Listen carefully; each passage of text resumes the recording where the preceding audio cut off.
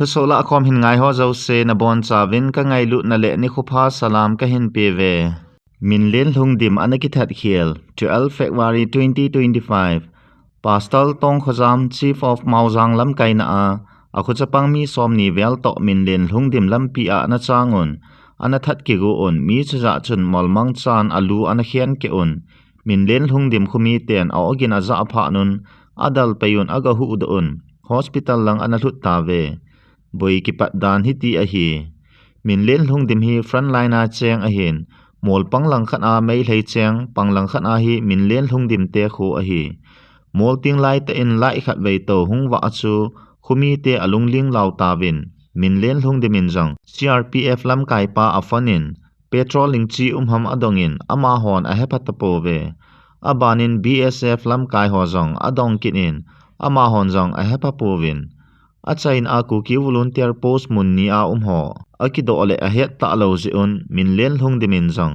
a khumi akipuin volunteer ho ko ma achi in lai khat ve moltinga hung wa alap ji chu chang ana pangdin aga tiple post lang zo chu volunteer hon anaga diu post lang zo chu volunteer hon anaga dia pha nin min len hlung dimin a khugol hang ho akipuin chang ana pang ta ve khusung jong no mei chapang ho jong azam ta ve thal kaw sa a kap dilei sa a chu gamleng ei mi ho khat ane hi je in ama ho jong alung hang wal ovin nang je ami zo se kicha la lungling lawa na koi atin amai ni ve tabang abe epi in aman jong ngaidam athu min aki khan ta ve hi chu pastor Tong Khojamin alung han pi in min len chu tha ding in akhumi te to anatingun anathat hil ta ve min len hlung dim ki that hiel ti thua mauzang ho sapua ko na don but na 12 February 2025 Wednesday zanila achu pastor ne again mauzang khumi hi in gala gam leng a hin in lam zona ahung kilen a meiwa torchlight an kidat chu Mr. Haumin len allies min len hlung dim thangnom phaile anaw palam kain a akhumi haw mi phabemin duty po ho mai thal aga kila ova anachan ova ahung hlun thuna thal akak khumova torsla ya akho ole pastor ne aginin ke ka hibove in sa sanung ka gavat na hi tia ki phone na anei wanga Mr. Haumin len allies min len le anaw pan khongai dat lawa asu to abe atho hlana abil kola thi san long do leu a hi pastor ne aginin nei wo naw ka tho lalin in chi ta nge ati jong le ada alama amatnova ama in ge apuina alayova agam len na mei thal jong ala api na layo a hi Hichi thu aso pha na mauzang khusungol hang chapang ho thang toma ga kun gu a hi uvin ka pho thimo a hi keima ta injang Mr. Haumilen ko ma dia mi ka sola thi san so na hi uvin ki ho to ote tia thu ka pi wanga a kho aza cha a hin don but kit na lai a hi chu in hlang sung ho sa ho thil dan ka het sa in hlang sung ho sa ho jong aga chi uvin a hi le Mr. Haumin lenin jong adei chabep aniki sei kit tan a hi hiti phat lai ta Mr. Haumin len allies min lenin cham to gari newa khosung a hin zo chu mauzang khosung gol hang chapang ho ki tim la hon aman ova anavu ok au a hi gal boi ti laya a khosungo ngiang si khong lewa adal ho wa ke hon ka hiti din piu a hin tua thu ahung nop zap pha na in heng kho heng mi pastor hinalai mona nei lo khat ki wo chu kilung dam lo a hi hichi thu hi a hechin lahon seida han a henom hon keima Tong Khojam mauzang ho sapu nei ki da ovin thu chen henom hon voice clip jong ananga yovin Yo, Hoi, what se ma thilum dan kan mu ana nang pastor Tong Khojam kai na in men len chu kusung mi te ta thadi cha ve ti ta ma what se ma kan mu in ten cha chu kan fan nei chu heti hicho Allah he pasar pa he gin he gamla jong hilo inga la he aga wale le lampia toslayan kidat inan pha mai hita chu aki ho in tam hita chu ama ho hen duty pong ho mei thal man cha ki sanaga kila wa andalwa anachano hai cha hi tosla kho la kha pa ke isa nunga gama ka wale he sanung ka vet le ti dan he ya ai he le akinai phan wa he ไม่ทลาดอยกักบอลเข้ามานั่นไม่ทัลก่อยนั่นไม่ทัลเละหานั่นแต่ไม่ทัลเละหาสะคนนี้คนน่ะไงเลยว่าจะมิลลินฮอลลอยหินนะเฮ้มิลลินจะจูมิลลินฮอลลอยจนมิลลินแล้วนาวป้าจูนาวป้าจนเฮกินจูกำลังอาจีจูฮิตเตจูทัลกักดันนะเฮ้อาคุมีเขาจงอีจานทำขัดสุดาวน่ะไอ้ว่างาดังหินขุดอัลฮาลูปีจูอามาเสดานนะเฮไอ้จะมิลลินกิติป้าเห็นอัธลาดอยอัธลก่อยหาสะคนนี้คงไงเลยว่าเฮอากูลบุลละเฮขัดนี่นอนเจงอากูลาต้องหาที่นังหลุนากิสุทิง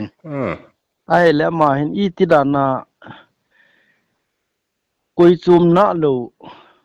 ฮิตาเฮในบ่อลหำอาตีไอ้กี่หูโจว่าเฮไอ้แหละในบ่อนาจงกระทุนละลินอินาทีตางเงตีแหละอาเทลจงให้อามาหอนอาจอยว่าอาดาลามาเม็ดว่า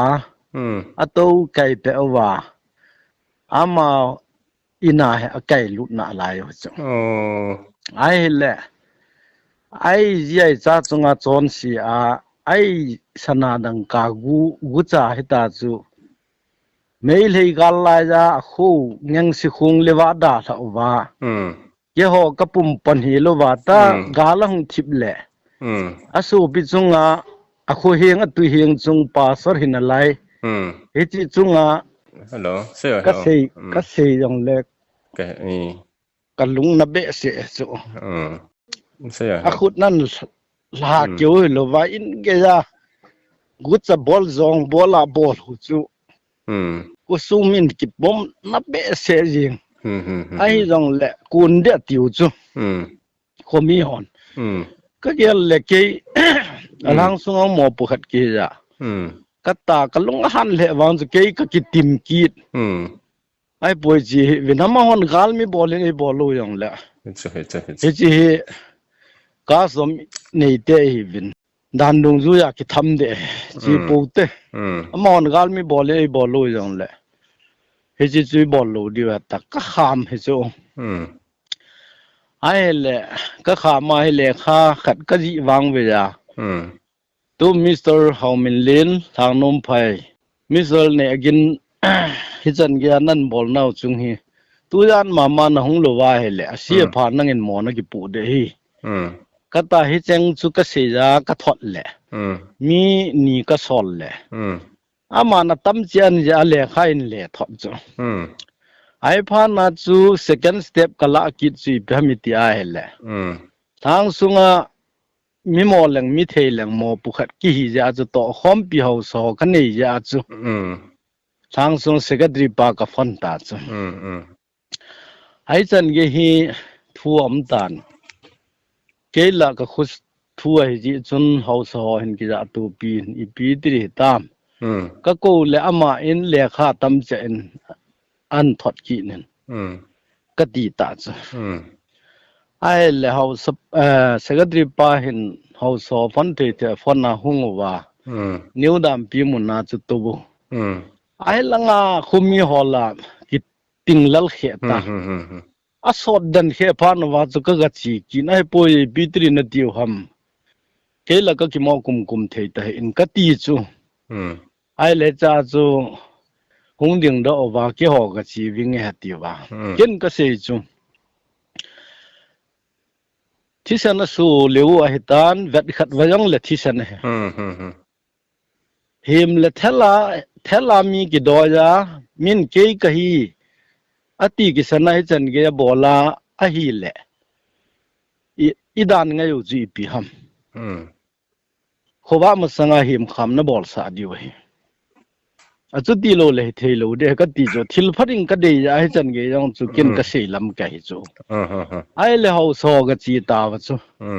อามาฮะทีมจะหางจะปังไอ้ตาจูหินทะยอตะลูนะนั่นจะกันไล่ยังกำลังยังจีนมีสุกิใจตีฮะเขาอีปีปอยนะฮิตีจูฮิอ่ะไอ้แหละ ami gamleng chi chu ha sipai hon mul ngang tos lai kap jing mail hei chu ahunga ele tos lai hinden tin lampi hin ju hi ve to o ai long chu het sa chu me abol mong mong minui si chu me minui si hi chu me het khel ze a chu jam het het hi lai le chun ke ka hi ta chu katti ko chun lai ta bong ham khat ka hi sa ovin ati theo hi chu na ta chu min ke ka hi dil le a ki hei jong hi lu le pastor hegin avo niu ti ni ham he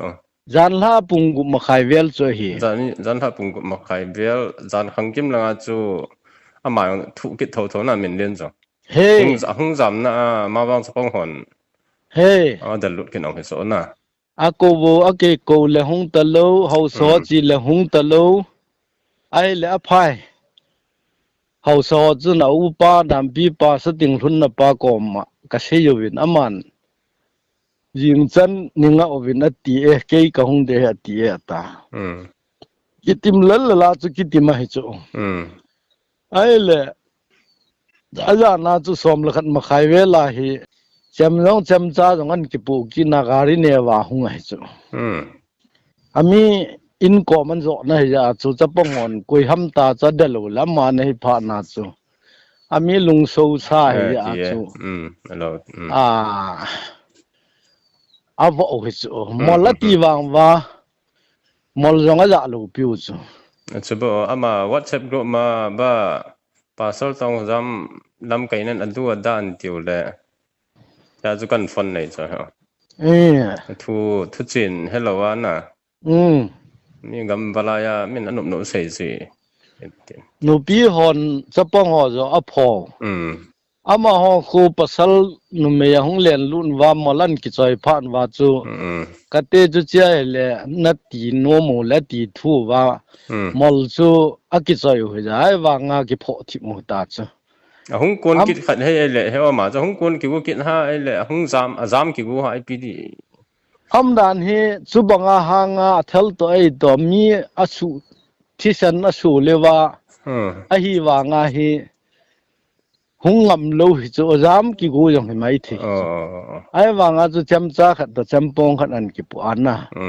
ai ji chu cha pong hon ala pi wa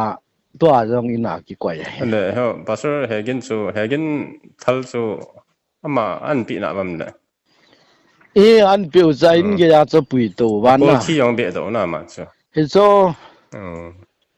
ai le tu a ama hona to thil bol zo si ase yo wa atos lai wa a pe nu wa a ke lam kai na ki changa ki wo a ngai tu wa a ke in ki lung hang le jong le a chiel khana ki ja thu ki nga na di khana ki ja chu to khom pi ho ka het sa a nam pi ho sa pu ta dong ka ki ho wa thu angai lo je a chu ta pong ho dong ki ting lal khe a chu chin na chung chu na man chem an ki pu ki na azam go ham ka tu bowling ta hung ham khusung lam pian zo na he a chu koi ham tu jan lai ta a hung ta ve nu le ma ai pha na chu alui la wa chem jong aban la pi wa khot ki wa wo bu chu me ma hon mol ati ama ho jan chu tho leo chan dan chu na te li yeng deu chu na oi ya ki te li di chu aya chu a ke jong ai chai phadan te ngata vin ta ki hi na u te ho na nau to nu me ho sin a pasal ho zo atu u le ai ti a chu hin lai bon hu chu me he nge a pha ho na thu WhatsApp ro ma chulong viral ho ke het chen lo ya kan phone he nge ho la a phai ba me Kangui district sunga khang tha ho dinga Air India le Indigo alung lut ho dinga residential training program kigong Kangui district sunga khang tha hon ha sata a gampam state danga na to hol angai ta poi Kangui district administration to gon na noizin Air India le Indigo na to na thei dingin residential training program adingin ko na ahin na yove training mun hi a hi le Delhi hiding a hi training pha sung hi thani hiding a hi Hichi to agon hi Kangui District Administration in Kang tha ho dinga na to agut pi khat na hi cabin crew na tong ho chu a khat na India mi hiya Aadhaar card le pan card khat nei te ding passport hi training sunga ki sem ding ani na kumsom lagi na pana kumsom ni la sagi ki ka hiding athum na anim pe na 12 plus hiding recognized board school akon 50% mu a hi ngai ali na English le Hindi tho the hi te ding anga na numeya height 155 cm hiding pasala 170 cm hiding a hi ground staff a thanom ho chu a hi le a khat na kumsom lagi na pana kumsom ni la sagi ki ka hiding ani na recognized university akon graduate hi te ding athum na ta sa dam theina nei mi hiding ali na English le Hindi tho the mi hiding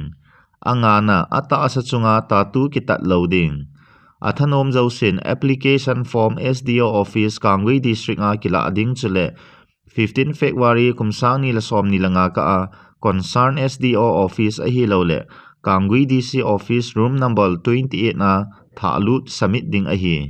Cycle Gamkai Defense Committee akona ta chapa volunteer golhang let gin lal lupheng lunghem pina thupon wangse te na chi sa ni kho date 11 February kumsang ni la som ni langa Tuesday ni khon cycle phai jang wang khowa cheng pa paulun lupheng le nu hewa lupheng chapa golhang let gin lal lupheng in a in sungmi ngai changda han pa koma chol du din aina molem santawin a hi ta chapa golhang let gin lal lupheng hi mail hegal do ding le gamle go hu na dinga thi san phal ngama hung ki pedo pasal hang san khana hi ama hi cycle gamkai defense mo pu na noya volunteer training batch number 2 galngam training center ki bol na lol hing ta volunteer training hin chai VV number 1061 pu chengza pau battalion alpha company satang area muna training a hin chaya ki pat tu ni athi ni ge ya hi gamle go hu na dinga kachol tai ti lo hi la hung pangjing a hi hetman lo hi la tu ni na lei sin hin kho bei thu ka za un cycle gam kai defense in kapuna on kalung thom hau pi uvin a hi hin la pathin thil gon na chunga gui lung a hi lung niaw hi in na to na chunga iza kai na chung chang thu bulhing se nin ka ji un pathian phat sa nam pi lung tu mol so ni kho a hi teng su mila na lo di a hi nalam kai changle na loi na pai changin ka ngai lu naw le ka za naw salam ka hin pio ve na dal ha na in sungmi te pathian in lungmon na pita han signed by defense secretary cycle gamkai KSO Mumbai chunga ki pa thu saina tu chung hi akhil bharatiya adivasi vikas parishad ABAVP youth wing kin khana na sikmun aga ki kal songin chia chon phat gom kom akila in Mumbai anaki zone pe nga len a hi KSO Mumbai president golhang sei gun len alliance boylen khong sai le ato kompi executive changin mialom te in aina wail hun thanin chule ngai lut an kong jong aina sem pi thanin a hi KSOD and NCR president le PRO Nick Go Kuki hin in ka counter part ho chang ta chun ka ki holimun nam pi thu gil ta le student welfare policy ho jang sei khom na kanai ove ki ngai lu pumpumin zan kim pungsom lani velin ka ki khando na na unahi pathinin KSO Mumbai te Kuki nam pi adin mangcha jingta han regards PJK guite president KSOD and NCR the epicenter hostel cycle thien so hita achi sani simget February kumsang ni la som ni langa ni khochun the epicenter hostel cycle Kangui district Kokilen chu thien so ane hitai hichikin go na chun seitin mang allies SY pay pastor KBC Gambi number 19 minister in anapangin upa lelen compirin anapangin kin gon chu lol hing ta in an chil han a hi koi tabang nu la pa te thiamjel kho sa ho icha teo class 5 la 6 simding ho entrance test i bol sa wa alol hino le sa pan theo a hitai hichi epicenter hostel ke bolo na pi pin hi a hi le igam sungo adi a cycle gam kai sunga quality education a theina ding dei sa na je a khangdong thiamjil lama mit ha ma sa hon a hin bolo a hi chikim veng Kuki zo swante dinga atha be atun do hita phat masa a chikim veng tia anaki phut do chu phatadi han tia chikim village tia anaki khial le zat le nam ki ka aboina je in asunga cheng mi zo si azam che gam tawin chikim village vetup ding le sem phading mi om ta lo je in chikim village su aman thai ding dei lo je in sim phat zo a chin cookie zo sonte ki pa thanuma a khosa theina ding o dei sa na le atha abi a sim phat ding dei sa na zalin tuni date 11 February 2025 ni kho in ana sa chikim village su chikim vengtin HTC more administration noya unit 14 hitading in tundo le pon do a hitai het sa na thu phone date 12 February 2025 at nasday Zan hi date 11 February 2025 Tuesday ni khuwa social media mangcha a chikim village hausa ki subeya chikim bank administrative committee STC unit 14 more ward number 9 hitadinga signboard le limhung ki ta do chu chikim village authority in hichi chungchang thu hin imacha aki het pi ipon khusungmi tabang khusungmi lo tabang group ki loi khom hon ama ho personal phat chom na ding dei cha na a ahin bolo a hi Chole STC Unit 14 more Ward number 9 hung pangjang hi Hill Tribal Council Center Executive Honjong Hichi thu ahin imacha knowledge anei lodan ozong social media a ahin phong do tawin a hi Hichi chun hichi thu social media a muzo se le anata asan zo sen hichi thu hi bullabal nei lo thu a hi bovetia social media mangcha a su thengna ka hin nei a hi sign by pu on mang mate secretary Chikim Village Authority tu ni khwa dinga thuso la khom sim theo hi chanchana ki chai ki tai muntina kanami pi te thuso la khom hin ngai ho zo se na bon chawin mangpha